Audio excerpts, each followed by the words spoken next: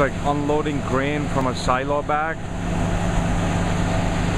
and putting it on a truck on the way to the port of Nueva Palmira in Uruguay.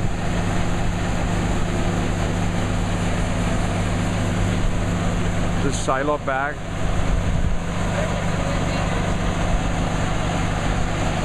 which is sausage shaped can hold up to 200 tons of grain.